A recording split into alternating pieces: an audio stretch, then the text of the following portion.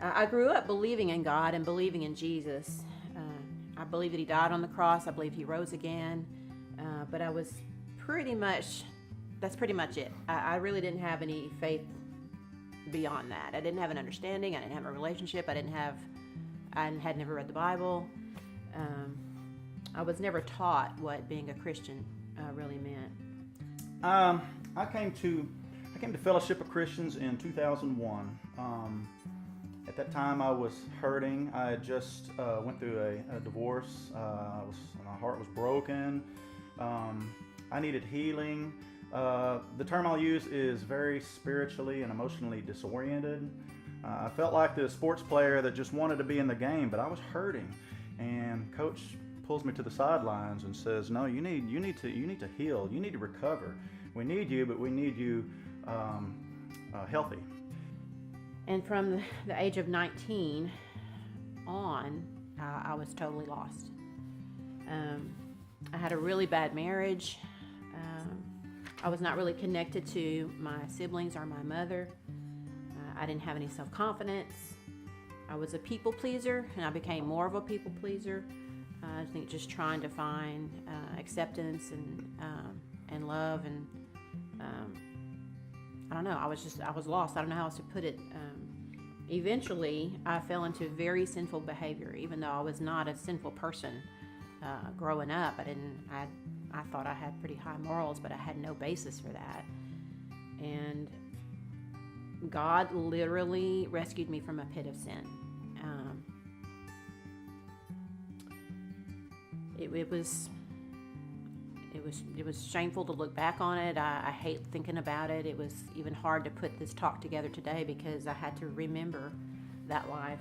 For a time, I just went through a time, and this didn't change overnight. I had to learn that I came to a point that I found out that, man, my arms were crossed. I could not forgive. I had some real issues. I was upset with the ex-wife. I found out that I still had harbored feelings against my dad. I was upset with myself for doing so many stupid things in my life.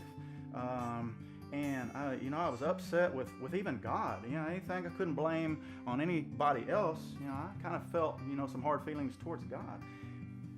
I would say that the light bulb came on for me about who God is. Back when I was working at Crawford Elementary School, I was a school counselor there, and I had an acquaintance that worked there also. She's now a school principal here in town, Tammy Chandler, and I have thanked her for this. And I know now that it was the Holy Spirit that talked to Tammy and had her include me in a small group she was having at her house, and she was going to do the Bible study of Rick Warren's Purpose-Driven Life. It was the light bulb came on because it said in the first chapter that I am not here, that I was born by His purpose and for His purpose. I was born by His purpose and for His purpose. And it was like, wow. It was such a revelation to me.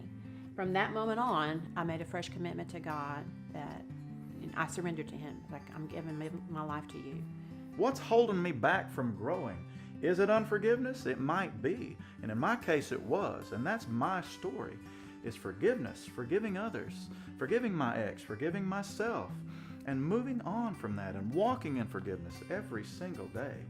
So at the point that I began to become stable again, this was over the course of months and years, I began to become stable in my walk with Christ again, become stable emotionally,